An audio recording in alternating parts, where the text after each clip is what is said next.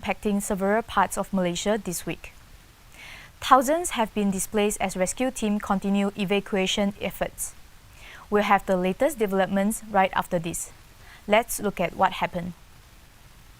Of relentless heavy rain have triggered severe flooding across several districts in Kelantan, with rising water levels worsening the situation. Images circulating widely on social media show submerged roads, vehicles inching through deep water, and residents wading through knee-high floods as rainfall continues unabated. According to the latest data from the Social Welfare Department (JKM), as of 12 p.m. on Sunday, the number of evacuees has increased to 3,322 individuals from 1,315 affected families. Most of them are from Macham, Kota Baru, and Tumpat, and are currently housed in 18 temporary evacuation centers (PPS) across the state. Authorities warn that the number of displaced individuals may continue to rise. Meanwhile, the Malaysian Meteorological Department (Met Malaysia) issued a red warning for continuous heavy rain at 11 a.m. today.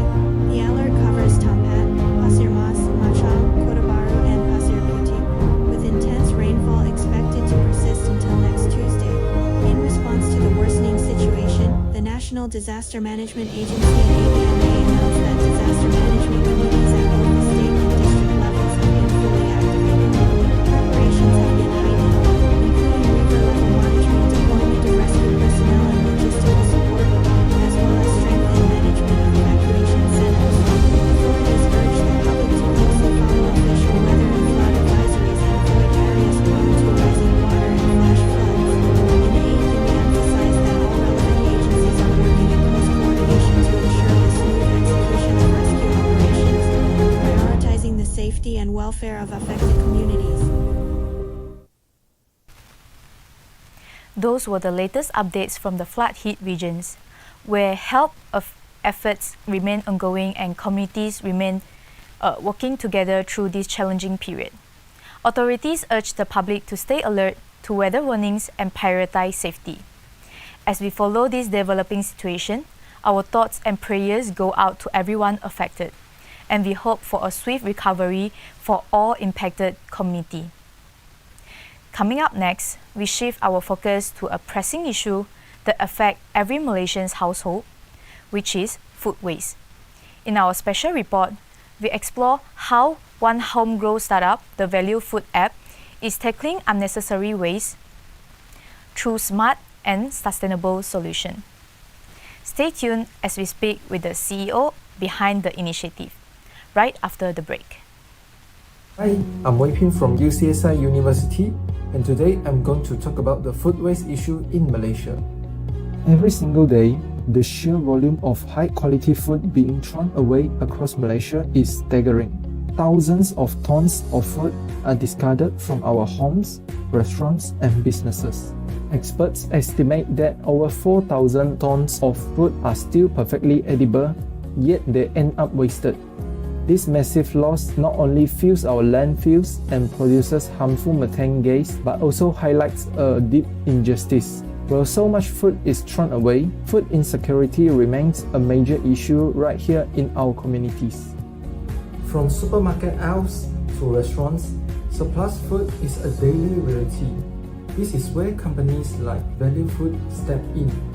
They are redefining the traditional supply chain, transforming perfectly good lost food into affordable, accessible meals for everyone.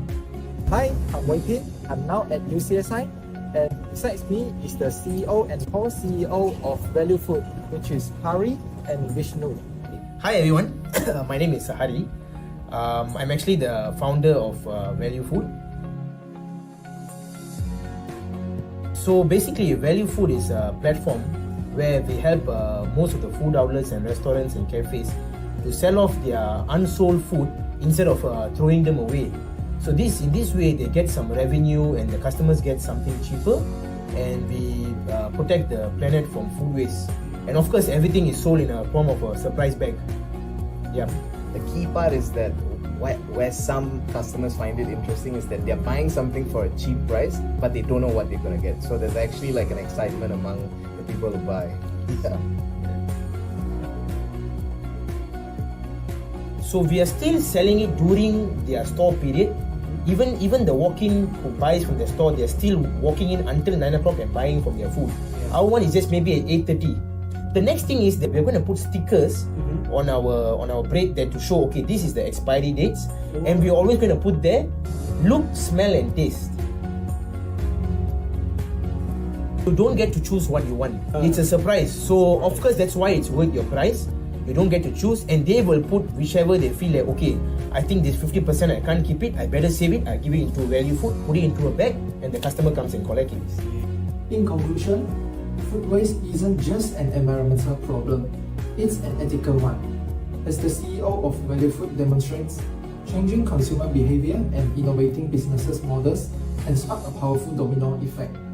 This isn't only about saving money, it's about valuing our food, our planet and our people. Thank you. That was our special report on food waste, and the Value Food app served as a strong reminder that every meal matters. By choosing wisely and reducing waste, we can all play a part in supporting a more sustainable food ecosystem. So, let's value what we have and value the food that we consume.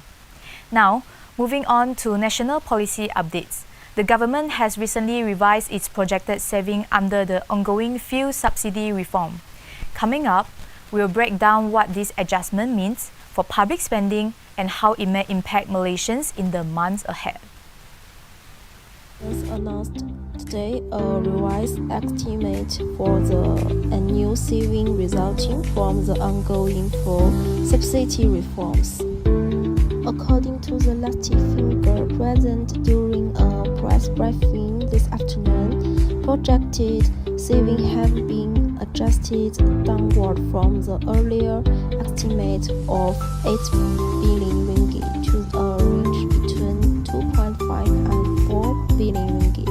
Officials explained that this reversion reflected updated assessment of global oil market conditions, as well as the initial response from customers following changes to the subsidy allocation system. They noted that fluctuation in international crude price over the past 5 months have had a direct impact on embedded savings, with higher import costs partially offsetting the anticipated reduction. Early data suggests that customer behavior, such as shifts in fuel consumption patterns and transport choice, has been evolving more gradually than initially predicted during the first phase of the reform. That wraps up our report on the revised saving from Malaysia's fuel subsidy reforms. As adjustments continue, many Malaysians are watching closely to understand how this policy will influence everyday's expenses and long-term economic stability. Now, on a more local note, we turn to a story close to our campus community. The UCSI Chinese Orchestra Club is preparing for their upcoming music concert, but behind the scene, the team has been navigating a series of challenges, from funding limitation to light rehearsal schedules and venue constraints. In our special report, we speak to the committee members about what it really takes to bring a major student-led performance to life. That story is coming up next. Zoom here at UCSI University's Recital Hall, where the UCSI Chinese Orchestra is preparing for their upcoming concert's Realms Echo. Tonight, I will take you behind the scenes to see how they bring these musical realms to life. Inside the rehearsal hall at UCSI University, the atmosphere is intense but full of excitement. Nearly every corner is filled with the warm vibration of traditional Chinese instruments. The UCSI Chinese Orchestra is preparing for Realms Echo with long, intensive rehearsals. Today's session tackled rapid tempo shift, complex harmonies, and cinematic arrangements, demanding absolute synchronicity and showcasing the discipline behind every polished performance. According to the production teams, Realms Echo will guide audience through mythical, emotional, and scenic realms, blending traditional Chinese orchestration with modern influence to engage both classical enthusiasts and newcomers. The biggest challenge has definitely been the lack of members. Yeah, so with a smaller team, every task from planning to rehearsal to logistic become more demanding. Many of our members had to take on multiple roles, and balancing the workload while maintaining the quality was not easy. Yeah, so despite of this, the team pushed through with dedication, creativity, and strong teamwork, which is something I'm truly proud of. The biggest challenge I face is balancing my academic assignments with the responsibilities of my club tasks. Juggling both requires good time management and prioritization to ensure I meet all my commitments without compromising the quality of either. Okay, so despite the challenges, audience can look forward to a performance that carries a clear and engaging storyline. So this year, our shows has taken everyone on a journey through different worlds of music, like from the emotional depth of the traditional pieces to the energetic pulse of modern and popular songs. So as the concert unfolds, each segment represents a new chapter reflecting themes of youth, struggle, joy, and coming together. Yeah, so our modern song arrangement, including a K-pop hits, contemporary Mandarin tracks, and also the well-loved English pieces. So it adds a fresh and relatable twist to the storyline. So that bring the familiarity and excitement, showing like how the traditional instruments can blend seamlessly with today's music trends. So even with a fewer members, every performance contributes to building this emotional to create a concert experience that feels dynamic, modern, and meaningful. And that concludes our special look at the UCO Chinese Orchestra preparation efforts, a strong reminder of the dedication and teamwork that power every student-led event on campus. Their perseverance to really bring the music to life. All the best to the UCO Chinese Orchestra on their upcoming concert. We now move to a developing national story. A tragic stabbing incident involving 2 students has raised urgent concerns about school safety across Malaysia. For the latest updates and reaction from our campus committee, we go live to our reporter on the ground. Let's cross over now. Pass on to Ashley and Sunny.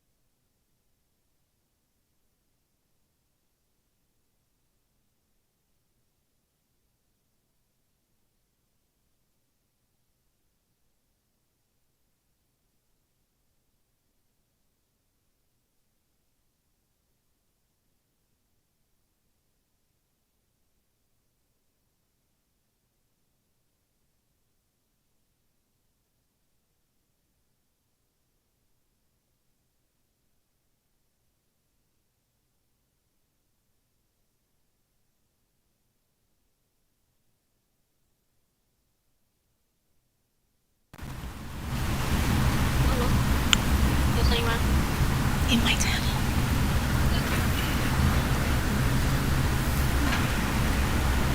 Guys. Talk about a shocking case of piano playing.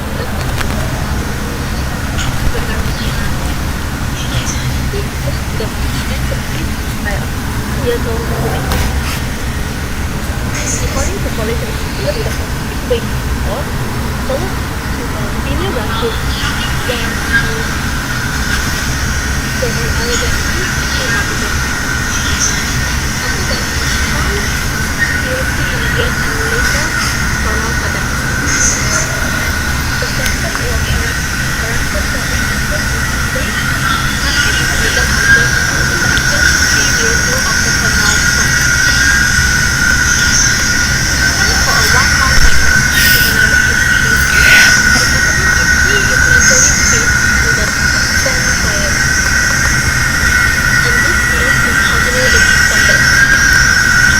Besides, the incident has triggered widespread concern over school safety, mental health, whether early warning systems are now to prevent such tragedies. Let's find some interviewees and ask them about their reactions to this tragic news and how they feel about the school safety. Let's go.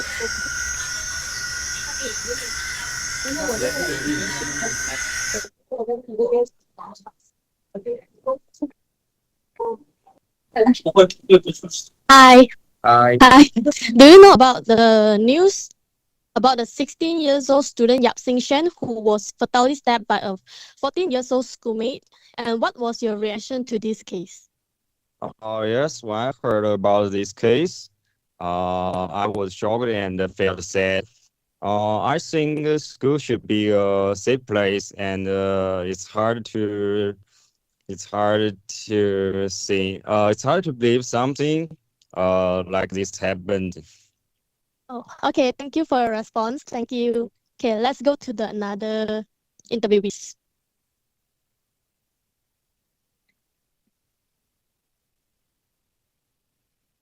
Hi. Do you know about the news of the student Yap Sing Shen who was stabbed by a 14 years old schoolmate? And do you think students feel safe in the school after these incidents? Yes, I do heard about this. I think some of them are worried about their safety, and because this case show the emotional situation also can cause safety issue. And also, I want to tell everyone in watching now, if you feel overwhelmed, you can maybe take a step, even just talk about the stress with someone. This can also make big difference. Okay, thank you for your thoughts. Okay, thank you, thank you.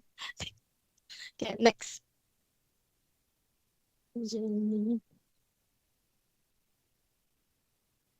Hello. Hello. Do you know about the news of the 16 years old student Yap Sing Shen was stabbed by the 14 years old student? And what was your reaction to this case?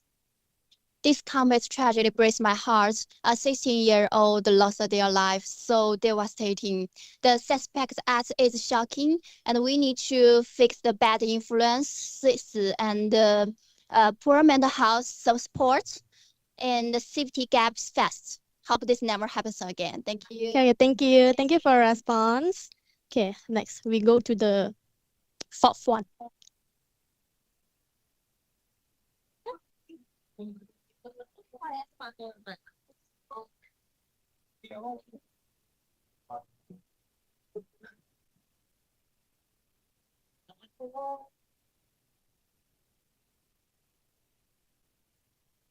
Hello. Hello. Do you guys know about the news of Yap Sing Shen stabbed by the 14 years old student? Yes. Yeah. Oh, okay, okay. Do you think school provide enough support for students? Not really, because I know 6 or 7 school uh, are easy to access by like other people, any people. Okay. And then what warning signs should people notice? Um, when your children start to become more like isolated or just stop talk, not talk as much. Signs. Okay, thank you for your insight. Okay, what do you think schools and parents can do better? You mean schools and parents? So I personally think like schools, so other than just academic wise, they can just, maybe more on their personal well-being, because since academic wise, everyone can do like the same thing, like getting the same grades or everything, but I think more like personal side. And then about the parents, I think they should pay more attention to their children, because in now like this social media like era, a lot of things is going on the internet, and then they like they really get influenced by it really easily, like the cartoons and brutality and everything. So I personally think like they should take care of what their children is doing like every day on social media, since they are before 18 years old. Okay, what message do you have for the struggling students? Or for the struggling children, don't lose hope. I mean, like, yeah, other than that, speak up. Stay struggling. Okay. Thank you for sharing your perspective. Okay. This tragic incident reminds us of the importance of school safety, mental health awareness, and the needs to support young people who may be struggling. We will continue to follow this case closely and keep you updated on any developments, as well as the ongoing conversation about student well-being. For now, I'm Ashley, and that's all from us. Stay safe and take care. Let's get back to the studio. That concludes our coverage of this tragic incident, a heartbreaking reminder of the importance of school safety, emotional support, and early intervention for all our young people. Our thoughts are with the victim's family during this difficult time. Up next, we shift to the weather. As the rainy season continues, conditions around the country remain unpredictable. Let's take a look at today's weather forecast and what you can expect in the day ahead. Alright, so here's your weather updates for tomorrow, which is the 27th of November. Starting in Peninsular Malaysia, we'll see scattered shower in the northeast states of Perlis, Kedah and Penang, with temperature ranging between 24 to 33 degrees Celsius. And next, we can see the central region, including the Kuala Lumpur and Selangor, will experience a partly cloudy skies in the morning, and gradually it will turn to isolated thunderstorm in the afternoon. So, with the temperature hovering around 25 to 33 degrees Celsius. Moving on to the east coast, states such as Kelantan, Terengganu, and Pahang can expect heavy afternoon rain. So, the residents are advised to carry on the umbrella and be cautioned of flash flood to happen, while the temperature of the states are ranged between 24 to 31 degrees Celsius. Next, over in Johor and Malacca, tomorrow's weather will be mostly sunny in the morning and with possible light shower in the late afternoon, with highs of 32 degrees Celsius. Meanwhile, Perak and Negeri Sembilan will see occasional showers throughout the day, so a light raincoat might come in handy. Next, we can see for Sabah and Sarawak, we are expecting partly cloudy condition with isolated shower in the coastal areas, and the temperature in Sabah will range from 23 to 31 degrees Celsius. And let's take a look at Sarawak. Sarawak will see a slightly warmer range of 24 to 33 degrees Celsius.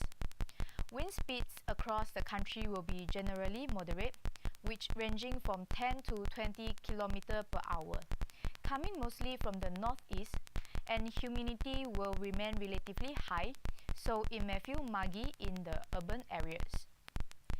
This is all of your weather snapshot for tomorrow in Malaysia. Whether you are going for school, go for work, or go for leisure, don't forget your umbrella and stay safe in the raining seasons.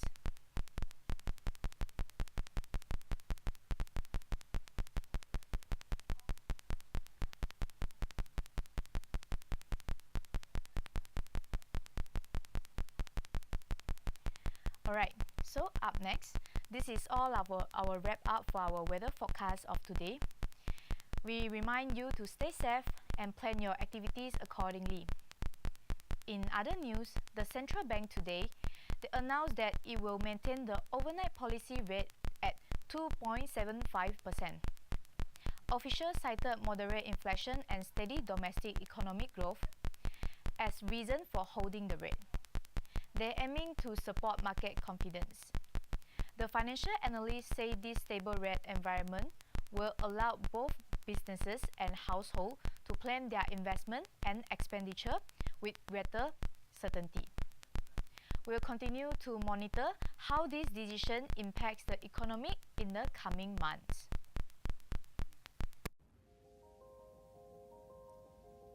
French bike today announced it will maintain the overnight policy, which at 2.75%. Officials said that inflation remains moderate and domestic economic growth is stable, with a steady rate supporting market confidence.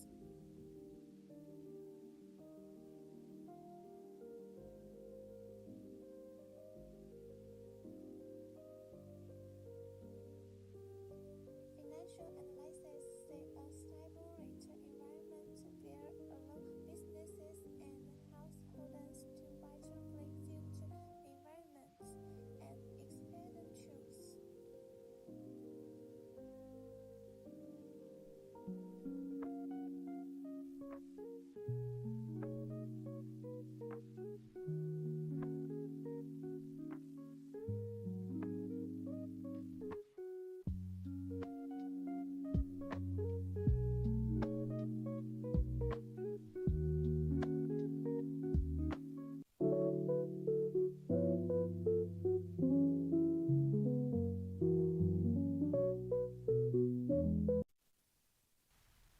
Alright, that's the latest from the central bank, keeping the overnight policy rate at 2.75% to ensure steady growth and moderate inflation. Analysts believe this stability will give businesses and households more confidence in planning their financial move ahead. Next, turning to the world of sport, excitement is high on the Formula One circuit. Max Verstappen has claimed another thrilling victory at the recent Grand Prix, showcasing his dominance on the track. Meanwhile, McLaren has faced some technical issues that affected their performance, leaving fans and teams eager for improvement ahead of the next race. We'll bring you more updates as the championship heats up. At 8 p.m. local time on October 22, the 2025 Formula One Las Vegas Grand Prix got underway as scheduled. On the cold track and the high-speed streets of Las Vegas, both the car and drivers were put to the test. In the end, Red Bull's Max Verstappen took the race win once again. At the start, McLaren driver Lando Norris starting from pole, but made a mistake at turn 1 that allowed Verstappen, who started second, to overtake smoothly and take control of the race, leading all the way to the finish line. But after the race, Norris, who had finished second, and his teammate Oscar Piastri, who had finished fourth, were both disqualified due to excessive skid block wear. Mercedes drivers George Russell and Kim ultimately had steady performances, and with McLaren's result wiped out, both of them moved up, taking second and third place respectively.